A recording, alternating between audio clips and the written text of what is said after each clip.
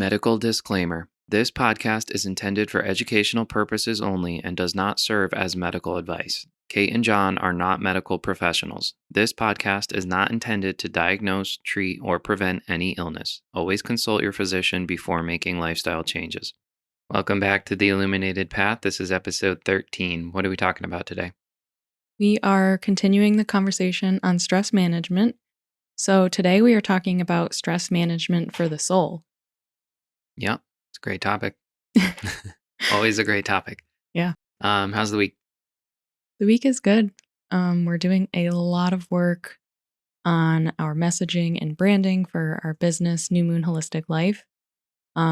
Really deciding like who our target is, who we're going to help, and what kinds of offers we're going to be creating for them.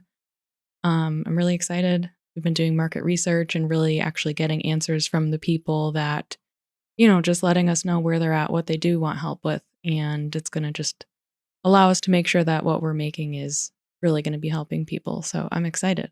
Yeah, this is something we've wanted to do for a long time, but I think now having the podcast, we can really build out our coaching programs and those resources for non-toxic living and meditation. I don't know if you've shared this, but Kate's actually in the process of becoming a certified meditation teacher. Yeah, I was just going to share that. So I've started working on that again. I have a 100-hour course. I purchased it a little while ago and it got sent to the back burner when we were really busy with our marketing consulting. So I've gotten back into that and I'm really excited because I just love it. Yeah. Yeah. And then I just wanted to mention that this episode will be live on the day after Thanksgiving. So I hope everyone had an amazing Thanksgiving. Hope you all had a wonderful Thanksgiving. How about you? I'm good. Yeah. Shackets are my new favorite thing. Love the shacket. The shacket that John is wearing right now, if you're watching on YouTube. We both have the same one from Costco. Good old Costco. We are Costco fans now. Mm-hmm. Membership to Costco coming soon. Yep. Luckily, my parents have one and brought us there to buy things. This episode is not sponsored by Costco. But they have some great deals. Yeah, they do. So we have to coordinate now and see who's wearing the shacket. Yeah. What else? Losing weight, feeling good. It's good to get back into a routine, but also I'm just carrying much more. I'm kind of exploring bodybuilding right now and kind of using that approach to lose the weight, and it's fun. Doing good there. I switched to Team iPhone. Finally. Yep. So Kate and I have had a lot of issues in our businesses over the years because she has an iPhone and it's much higher quality as far as like the camera and the video, and we don't have a efficient way to get it from one phone to the other. So I just went to Team iPhone, and honestly, we've talked about this. Like, we are very efficient, very organized people. And having seen the iPhone now and what it's become, because I haven't had an iPhone since the 6. I can't recommend Android. The iPhone is so much cleaner, so much more efficient, and it's just like, it's more professional. Anyways. You tell him. Yeah. Only what I've been trying to tell you for years. Let this settle, you tell him. Let this settle the debate. Get an iPhone. And playing back the last episode, I heard myself talking about the shoes and the jackets. As far as what? Like organizing, leaving them out, yeah. Leaving them out, and like like we turned it into like a cutesy fun thing. Like, oh, I'm going to put it down, not put it away. But listening to it, I was like, no, that's bullshit. Like I'm waiting for my threshold and not listening to yours. So I'm sorry, and I'm going to do better. It's okay. It's not like it's something we like argue about, but yeah, I don't like to sound like I'm nagging either, but I'm like, no, put but it away. You shouldn't need to be worrying about that. Like, no, we don't argue about it, but that's my point. As like, I think that's more about you finessing your reaction. All right, so let's get into it. So we are talking today about stress management for the soul. Do you want to kind of open us up? Yeah, so the first thing I want to say, and we have said this before, but we are a soul with a body, not a body with a soul. That is a belief that we both hold. That's a belief that a lot of people hold and understand. This is not religious in any single way. It's just like, what is your soul? What does that even mean? Like, each individual person has this uniqueness about them, and that is their soul. That's what makes them who they are. Their unique individual person with their individual personalities and identities and things that we love and don't love and our desires and joys in life and all of it. And so I feel like we all kind of know that there's really like just this element of life that's it's bigger than us as an individual person, and that to me is your soul. Yeah. I think, we kind of have this understanding in the world of our biology and our psychology, and it's very physical. It's very much your brain and your body. Um, and the soul component is interesting, really, because it's not something that we could tangibly measure Right. for many years. And it wasn't until like 2010s, early 2000s, where we started really being able to study more of that. And, there's more theory, there's more testing, there's more studying on like the metaphysical realm. And this is the area where it gets really abstract for people who are kind of in the holistic realm. This is kind of where you get people who, I guess, enlightened, I guess, to the point of like when they speak, you don't know what the hell they're saying. Mm, I deeply appreciate our perspective on that because I think we have a way of speaking about things that is um, a little more understandable for the average person, mm, but also it's not. It's not something that we have, dove terribly deep into. right. So there's definitely more conversations here. I think we really, as far as the soul component, haven't really scratched the surface. But it really is, you know, we have that component about us. Like it's more than just your muscle fibers and your biology and having a brain. Like there is energy, and that is that divine piece of you. Yeah, and something else we wanted to point out is that like we don't always see the importance of like ourselves and the uniqueness of what makes us who we are and different from every other single person because there are almost 8 billion people in the world and like again like your soul is like your unique piece of you. Yeah. There's again, there's 8 billion people in the world. And I think people thinking that yeah, I think the perspective is like, there's so many people and I'm just one more. Whereas you don't really acknowledge like your own soul, what's special, what's unique about you, and I guess your gifts, all that you have to offer. But it's that divine component of life. And whether you're religious or not, there is a component of religion. You're made in the image and likeness of God, of source, of whatever it is. You are carrying that. Like, and again, it's not really like we're not getting into religion, but the point is there's a part of your life that hasn't really been explained by the mainstream and what we talk about as a society. Yeah. But just to get a tiny bit into a little bit of like the scientific piece of Yeah. like the energy and like everything is matter, right? Anything that has mass is matter and Right. it's can be weighed, it can be bound by gravity and everything that is matter has energy in it. Yep. So this table is matter and actually has energy in it, but us as human beings, we have energy in us in every single atom, in every single cell that makes us up. And so that energy piece, I believe, is a big component of our soul. Yeah. It's the way we take on energy, it's the way we give off energy. It has to do with the thoughts that we have and the feelings that we have.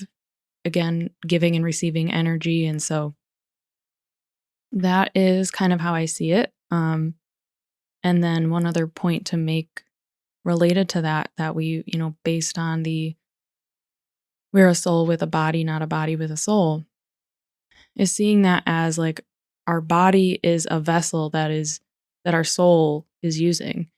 It's similar to seeing like your car is a vessel that is used by a driver. Yeah. Yeah. And so I'm not, I'm not, I'm going to walk a fine line here, but I'm not going to get into like sacred texts and where all these religions come from. But do want to say that the understanding in a lot of religions is that you live a good life so that you can have, a lot of times it's an afterlife or another life. Mm, And really the idea, the running thread that goes between all of them is there's this continuation of your soul.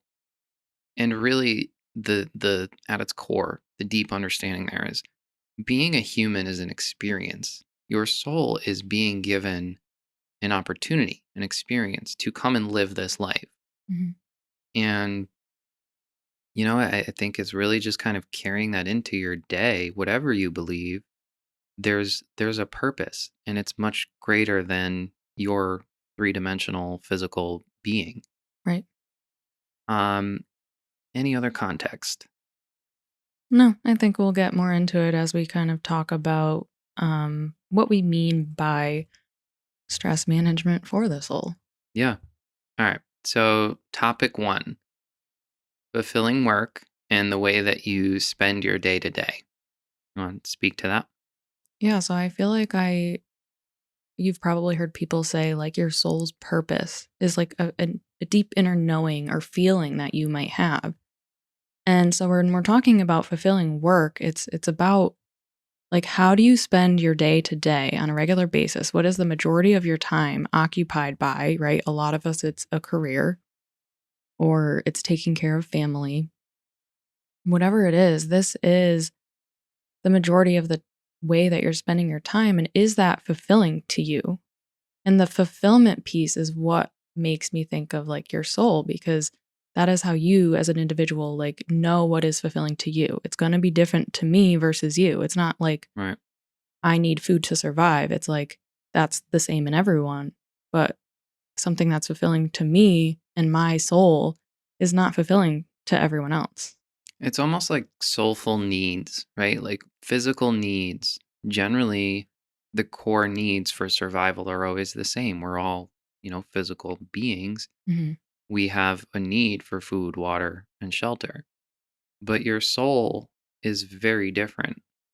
And, to your point, it could be very different for anybody. And I think that I think career is really the one where it always kind of comes up because you are someone who's going to a job that drives you nuts, that you hate. But I mean, take a step back. How many hours a day do you spend at that job? And if that is how you're spending, you're working full time, that's how you're spending your time. Are you just waking up dreading the day? Right. Because, and look, everybody's been there, everybody's done that. And some people it takes them longer to get to the I'm done moment. Mhm. But that plays a role in what you feel about your life Right. and whether or not it's like you need a sense of meaning Mm. in any of it. Otherwise, you are just kind of being a drone and going through the motions. And for some people that's fine. They enjoy that, But like for you and I, the podcast is deeply fulfilling work. It's something we talked about for years. We've Mhm. had phenomenal feedback. We love doing it. And it's kind of now everything we build around it and continue to explore and find that meaning in our work. Right. So when you're thinking about like what is fulfilling to you, what is like a work that is fulfilling, like what what lights you up? Again, it's, if you're not doing something that feels good to you, then that is something that can create stress in your everyday life, because that's something that you're focusing on in the back of your mind. Like, I'm doing it because I have to, not Hmm. because I actually have any sort of like connection and feeling good about it. Yeah. but it's almost like you're relinquishing control. You're giving it away. Right.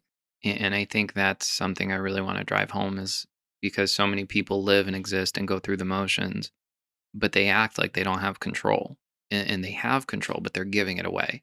Yeah. Um, so I actually think we should go from here to making decisions out of love and not fear. Okay. Because I think that this flows very nicely in terms of why people stay at jobs that don't fulfill them. Um, so do you want to speak to that and kind of what that means? Yeah, when you're so making decisions out of love and not fear. In terms of stress management, especially going back to making decisions out of fear. When you are in fear, your nervous system is in a state of survival. And so your decisions are going to come from this place of survival because the only thing that your nervous system cares about is making sure you're safe. Yeah. So when you are making decisions out of fear, when you're in survival mode, when you are stressed, you don't actually have the ability to like create new. Right. We've talked about that. Like you don't create from survival. Um it's not where growth happens. Right. And when you are in like a stress mode, um your prefrontal cortex, which is the part of your brain that's used for like making decisions and creativity, that part kind of closes off because it's not needed for survival. So Mm, you don't have access to that piece of you that would allow you to go for something different, to create change, to create growth. that's interesting because I think about, we just posted today about how you're kind of with visualization, reconnecting with your inner child and pulling that imagination back into your life.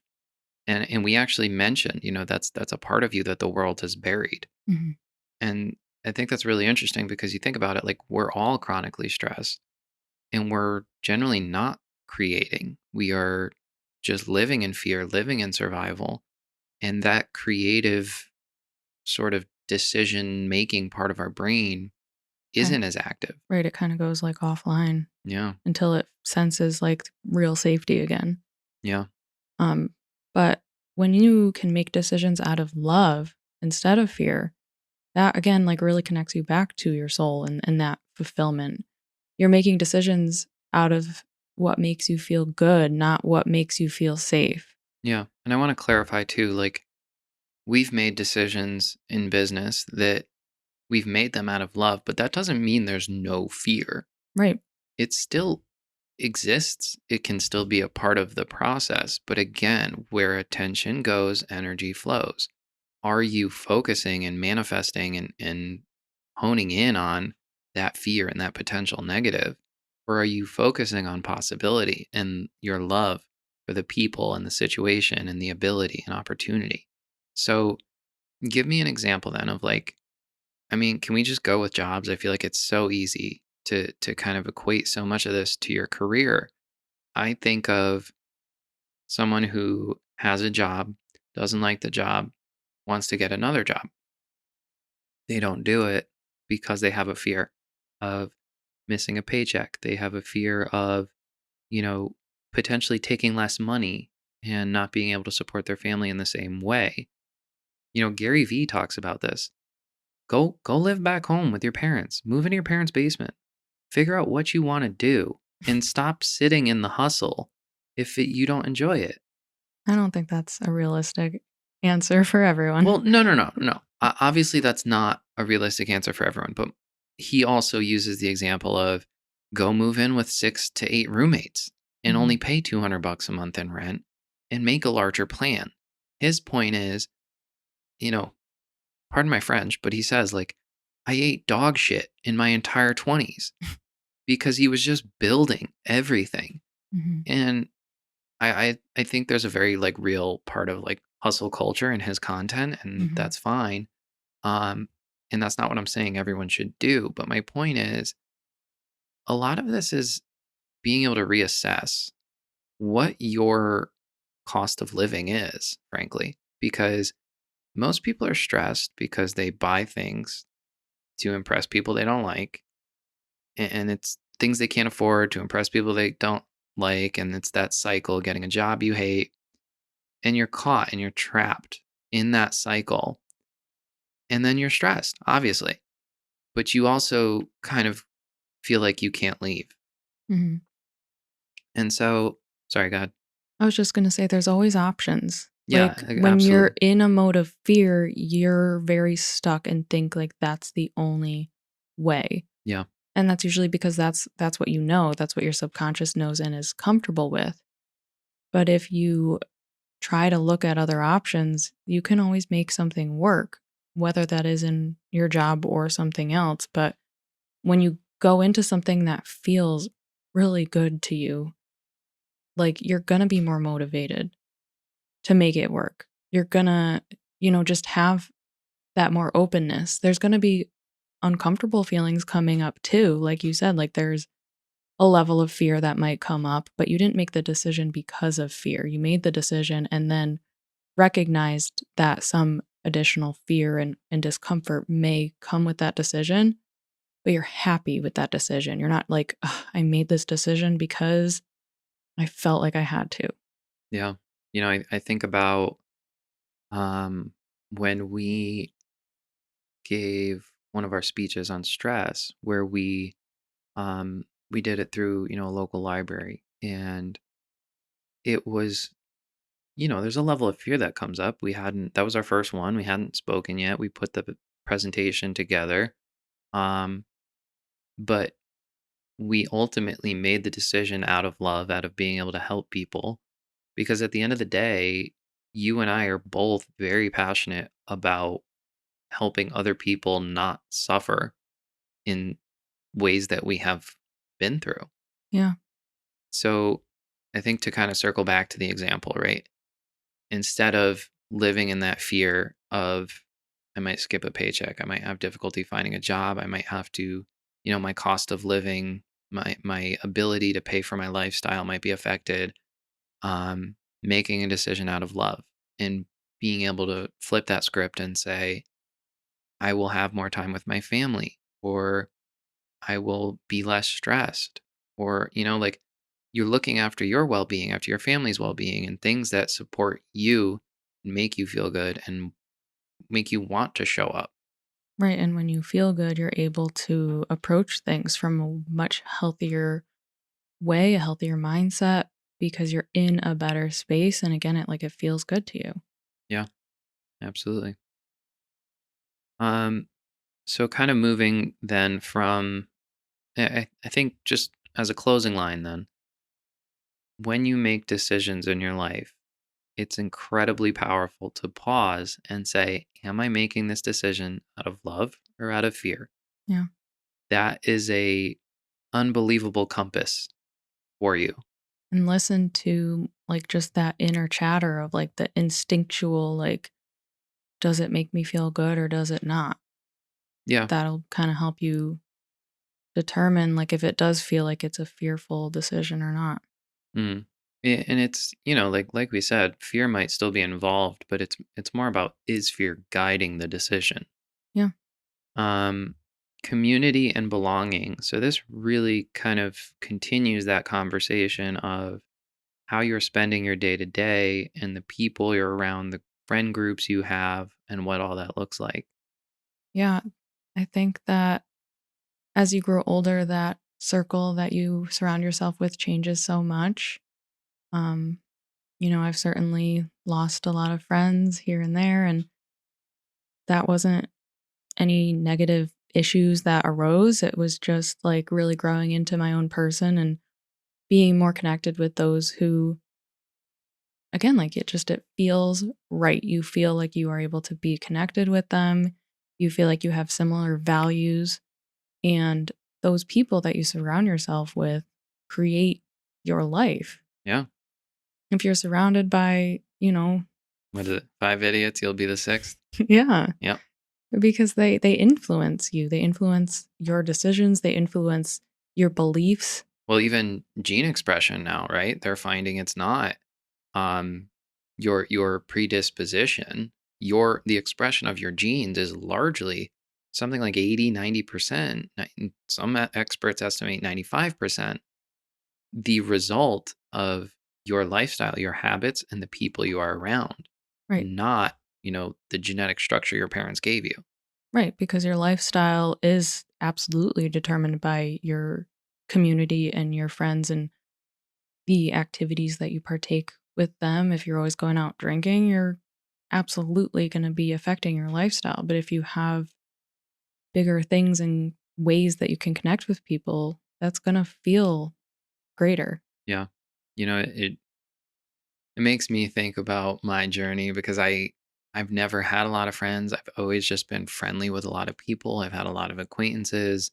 Um, and the few friends that I did have kind of not that the bridge is burned, but it was kind of just, for me going where we're going, doing what we're doing, the allocation of my time is everything to me. And it requires an understanding in that. And it's also very separating. Like if you are focusing on a bigger goal, you're focusing on doing something powerful with your life, people don't really, I don't know. It's not that they don't respect it, but I always defer to Alex Hermosi because he speaks on this phenomenally. But people only want to root for you until you do better than them. Mm, And when you start, it's, oh, that's really exciting. I'm really happy for you. And he always gives the example he was on the gym floor. He used to sleep on the floor of his gym. 9 months later, he had hired staff. He was, opening other locations. And then the people come and they say, "Oh, well, you're too much of a big shot to spend time here now." And it kind of speaks to like people. It makes people uncomfortable when you truly do what your soul desires because they're not doing it and they don't believe in themselves enough to do it. And so I guess my point is just to say that's a component of this, of your lifestyle. Like if you choose yourself, you're gonna outgrow people. yeah.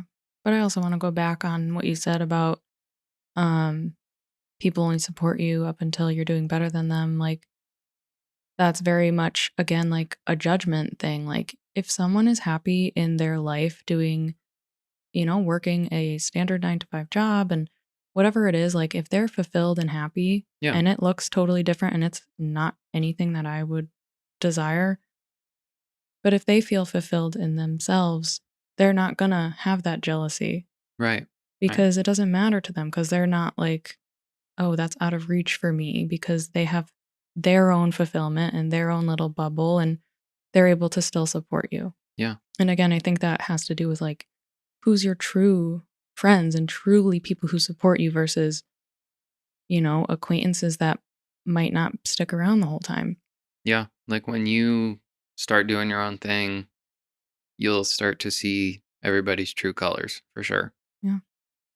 Yeah. I mean, it's difficult. It's kind of just a part of the growth journey. I think in terms of all this, right? We talked about especially decisions out of love and not fear. Um, it's about that abundance mindset and growth mindset where, in terms of making decisions out of love, right? I'm I'm aware and I'm choosing to believe and understand that there are many opportunities. And I'm also, in terms of my community and my belonging and my friendships, understanding that things that don't serve me are going to, fizzle out, but there's a greater community ahead. Yeah. And, I think of now, we've kind of had that conversation of, we're really wanting to connect more in that holistic space and find um, more people in that realm, but also most of our connections, most of the people we've helped are entrepreneurs, they're other business owners. Yeah. Because we're able to connect with them. We have similar interests. We have similar desires and goals. And so, yeah, that connection and community is important Yeah. And with people that support like a similar structure to what you're looking for. yeah, absolutely. And, it's kind of just my last note on that is purposeful connections. And you don't have to be best friends with everyone you meet, but, Kate and I have at times been networking an uncomfortable amount and meeting tons and tons of people, but at the end of the day, the really beautiful friendships and connections that you can make are people that you can collaborate with, Mm, working together to build something greater than yourself, build something as a community and with someone else. mm.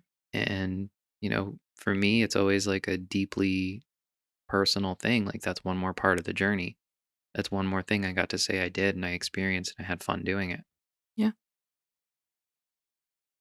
Mm. Up next is being in alignment. So I think that some of this has to do with making decisions out of love and not fear. But where I wanted to go with discussing this piece is like, do you feel like you're able to be your true self? When you are younger, you're so worried about fitting in. Yeah. A lot of people are. I know I was between middle school and high school. Like, that is such an important part of your life where you're growing into like who you are as an individual. But there is a big fear if you are like the odd person out. So Yeah. you are trying to fit in with friend groups, with different hobbies, with playing sports or whatever it is. And at that time when you were younger, did you really do what felt good to you? And did you feel like you were being your true self?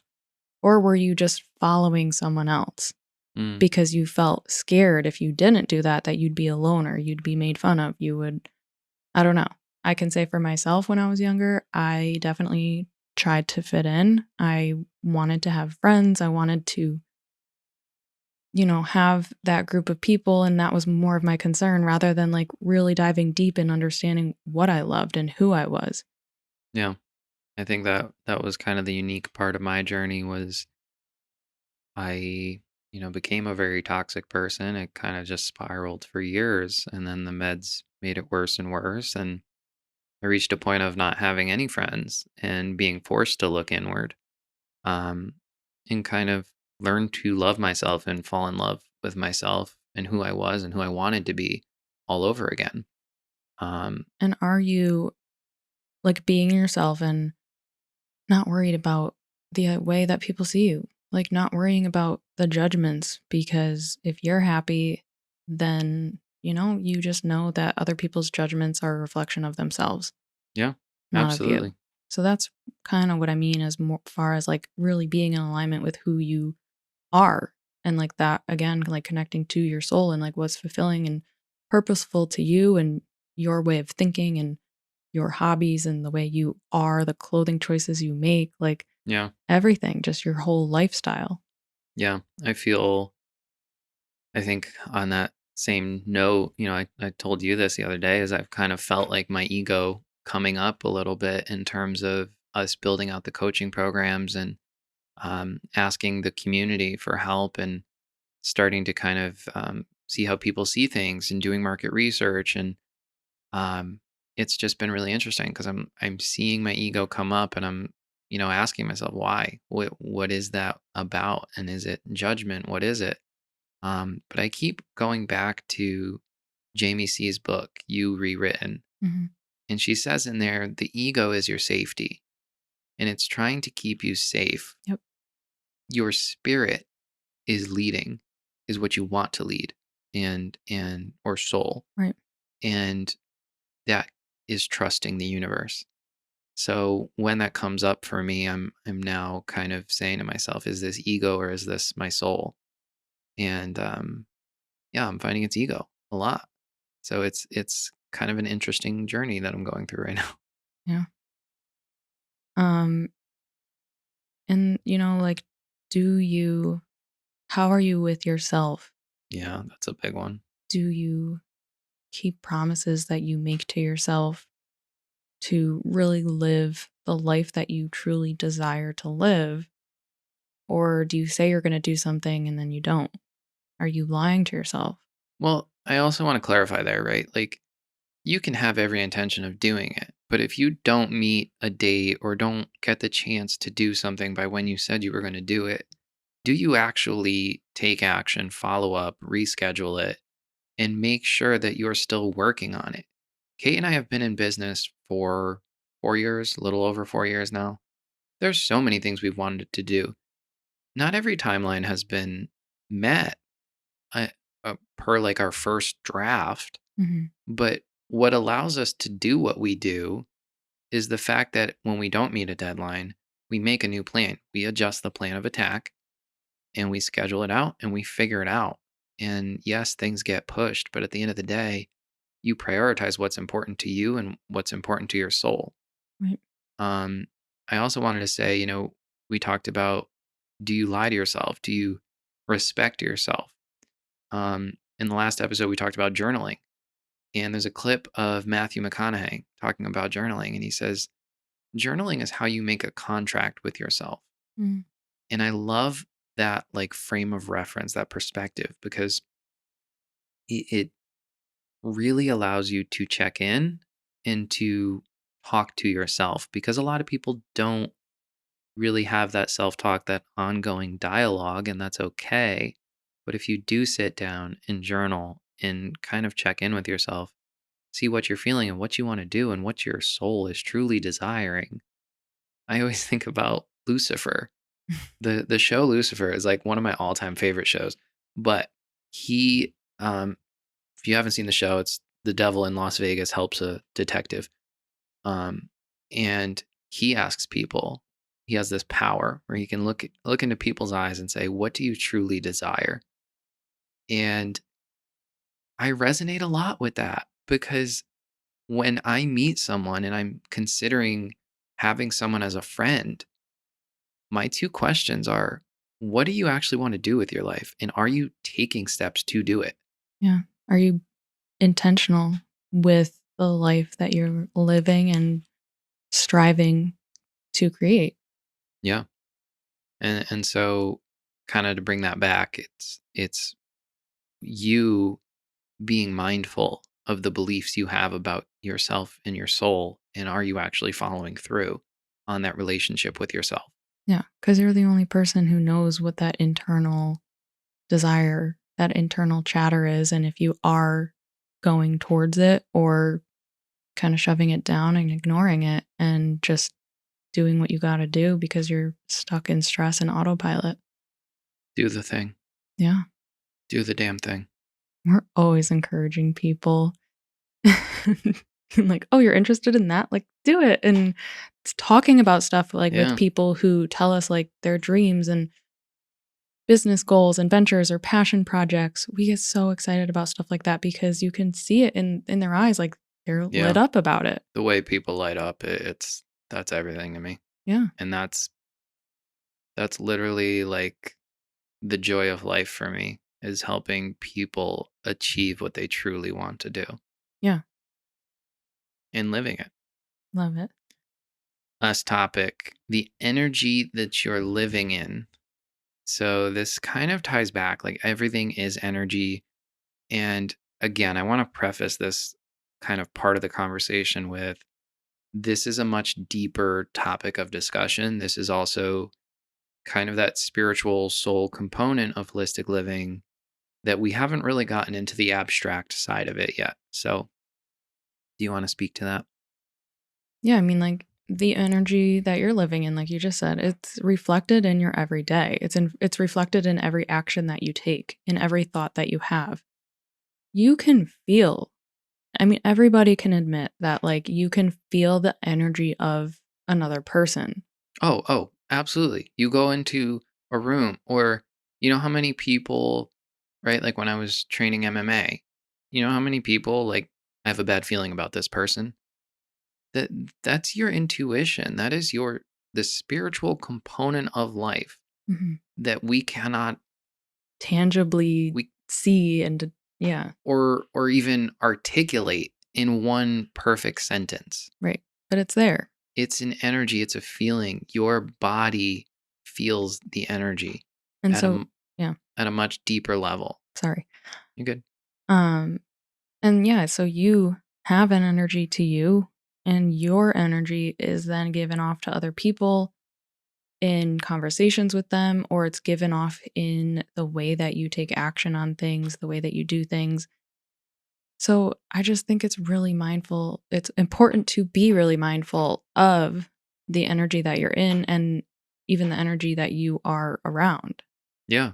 I mean, sorry, I'm going back a little more, but think of like people who are around the Pope or the Dalai Lama or someone who, is particularly enlightened or in some level of peace in their being. That is a feeling that the people around them feel. Right. And yeah, I just think we talked about your aura in the manifestation episode, episode 4. It all goes together, but the energy component is arguably the most important because when you really get into what you're attracting, and that is you actively designing your life. Right. So it all comes into play, and that's definitely a much deeper discussion for us. But Yeah, I mean, but just to quickly go on to that, earlier we were talking about all matter has energy. We as human beings are matter and we have energy, and energy has negative charges, positive charges, and energy is never destroyed right, or created. It's always just flowing, moving, and just continuing to show up in different ways. So the thoughts that you have create energy in the feelings that come out. yeah. I mean, in the body, this gets into your chakra centers, your systems of your body. They're actual energy centers. Until you get up to your brain, which is literally like an antenna for energy. There's, I believe Joe Dispenza talks about this. There's a pocket of like crystals in your brain. I think they're DMT crystals that literally acts as an antenna for the energy around you, and that is it plays a crucial role in when we talked about your thoughts snap out of this dimension. Mhm. This pocket of crystals is actually, you know, sending it out and attracting those frequencies back. And this is the law of attraction. That's your manifestation. And all of this plays a role. And so this is all quantum physics and quantum mechanics, which is a massive discussion for another time, but it's all there. Yeah. So when we're talking about just like stress management for the soul, like be aware of what energy you're in and what energy you're giving off and what energy you're receiving. Yeah. I mean, because mentally and physically, you could be like, I'm fine, but you don't believe it. And your soul is like, no, something's wrong. Yeah. You can't just shove it down. Like, I think that's the thing too, is like people think, oh, I can convince myself. Well, no, if something's wrong, something doesn't feel right. Are you just lying to yourself? Yeah. Because your soul feels it, and that's likely going to show up later on because it's trapped energy. Hmm. Yeah. And then just to briefly talk about it because it is related to energy, we wanted to mention Reiki. Yep. I took level 1 and level 2 Reiki. So I have practiced Reiki on John, on some of my friends, On and our pets. You want to talk mhm, about what Reiki is, though? yeah, so Reiki is just energy healing. Um, So what does it look like? so it's hands-on healing using what they call life force energy. And this was created, I don't remember the year, but there was a man in Japan, Yeah, Usui was his last name. I might I be don't know. pronouncing that wrong, but he kind of like discovered this energy and it was like a healing energy. And he created it and then he passed it on to like over 2,000 people. And so that's how you become trained in Reiki is you have to continually be getting it from someone above you who's received it from someone else. So it's Yeah, been continuously passed on from people. And it's beautiful and it's about the energy and like you put yourself in this space of energy when you're going to go do it for someone else. yeah. I mean, you're kind of opening yourself up as a channel. Right. So you've received the training, which is like receiving, all the background and the information, but there's also just like a practice that happens where you're receiving that life force energy from your teacher. Mm. and then you're using it to heal others. Yeah. And I've received Reiki, but I've only received it from my teacher. Yeah. So I've done it on you. Like, how does it feel? Like, I what does it wanna actually do? yeah, I wanna talk about this because it's really interesting. So when you do Reiki on me, I generally feel a warmth, and sometimes I almost feel like a pulsing. Mhm. Um, it's almost like I guess I could only describe it as like a magnetic sensation. Like sometimes there's just a warmth, and I do feel like, and I'm going to give an example in a moment because there was one time in particular, two times, where you blew my mind with it. Um, the first few times you did it on me, it wasn't anything like crazy. Felt some warm spots where you had your hand. Um, and then sometimes it's a pulsing. It's almost like a light tapping, I guess. Mhm. You're not tapping, but um, it's like light pressure, kind of in and out. And so when people have Reiki on them, we actually had a client who was a Reiki master, and it lets out a lot of trauma for people. And she talked about that. Like she wanted a very quiet, private space because she would do Reiki. Particularly, she was involved with law enforcement and things like that. I know I'm getting on a little tangent, but they would cry. They would bawl their eyes out after they had Reiki, and that kind of goes into trapped energy and getting those chakras freely flowing again. But I had two times. Number one, I'm going to give the one that happened later first. When my lung collapsed, the Mm. third time, I did not want to go to the hospital. I did not want to get a third freaking tube in my chest. Yep. And I actually stayed that night. My heart rate was elevated all night and it was getting higher and higher and higher. And you did like a 45-minute Reiki session on me. Um, and it dropped my heart rate about 15, 20 beats a minute, which is significant. So, for context, my resting heart rate was around 70, 65, 70. And I went up to 80, 100. What was that? Like 125 to 140. So, if you're listening to this and you do have a collapsed lung for whatever reason, go to the freaking hospital. I'm not encouraging avoiding it. Pressure builds in your chest, and that pressure needs to be relieved. But my heart rate was pretty significantly elevated, and I was around 140 beats a minute. And when you finished doing Reiki on me, I was down at like 120. And then as I was kind of settling back in, it did come all the way back down to 85. And so it's a small example, but Like tangible.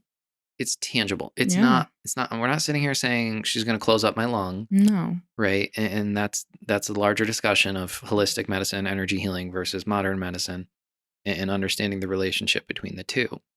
But it is a powerful practice you can use. The other example that blew my mind, I had poison ivy years ago, Oh, yeah. and I had the worst poison ivy I have ever had.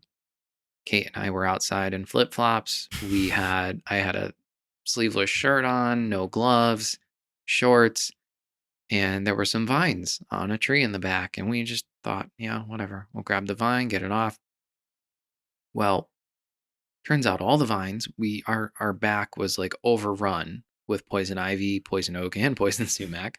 Yeah. Um, and I had it everywhere. We didn't know we touched it. It was all over our doors. It was all over my head. My head was swelling. I went on antibiotics, but I literally probably had poison ivy on like 70% of my body, and it was painful. Yeah. And I was struggling to sleep. And in particular, I had poison ivy all over my chest. And that was the spot that was like awful. And I couldn't sleep. And you did Reiki on me, and it got rid of the itch for long enough for me to sleep. Mhm. And then I actually had you do Reiki throughout that time because it was helping so much with the itch. I mean, I was using all kinds of I was on antibiotics, I was using, Your steroids are homeopathic, on I was on steroids, I was on homeopathic tablets, I was on, um, topical. topicals and calamine, and it all helped, but when you were doing Reiki on me, that was like, I feel it. Mhm. And again, that warm sensation, sort of the pulsing, and then it kind of just the itch and the feeling was going away. Yeah. So that's a small example. I do want to get my Reiki certification. I want to go through that. Um, but it's a beautiful practice, and it really I think it's becoming much more common now. You see, we've connected with business owners who do it over Zoom, Mhm. and you can do remote healing. And there's a lot of like really interesting stuff that, again, this all goes back to the energy of the universe and the collective consciousness and how we're all connected and the ability to remotely heal. Um, so I said this before, last thing I'm going to say. I said this before, I'm going to say it again. We don't live in the world people think we do. There are so many healers and so many different aspects of life that the mainstream just completely covers and doesn't talk about. Yeah. And us as individuals, like, we can heal ourselves. Yeah, that's the big one. But as far as, like, Reiki, I think we just wanted to bring it up to share, like, the power of energy, receiving healing energy from someone and what that could do for you. So, hey, if you haven't ever gotten a Reiki session done, I urge you to try it because it is very relaxing. It is meant to help with stress. It can help kind of make you feel more centered and present. And again, that goes back to the energy that you are living in. Yeah. It's very powerful. And honestly, it, I don't think you would pay for like a high-end Reiki, you probably 140, maybe 200, 220. I've never seen it for that Right. expensive. I'm saying though, like, if you were to go crazy and go somewhere where it's supposed to be a very high-end experience, it's still a relatively small investment in something that you can try for your health. Yeah. And this just goes back, try things. Maybe Reiki's not it for you, but have the experience, you know? Yeah. All right. I think if we go on any other little tangents, the episode's going to be so long. So, anything else? No. All right. Friendly reminder, this podcast is sponsored by New Moon Apparel. That is our Zen, moon, and motivational themed clothing line. You can shop designs at newmoonapparel.com. If you did get value from this episode, please consider subscribing or sharing with your network. And if you're on a podcast streaming platform, leave us a review. I think I would love to read reviews. Yeah. Thank you for tuning in, and we'll see you guys next time. Thank you.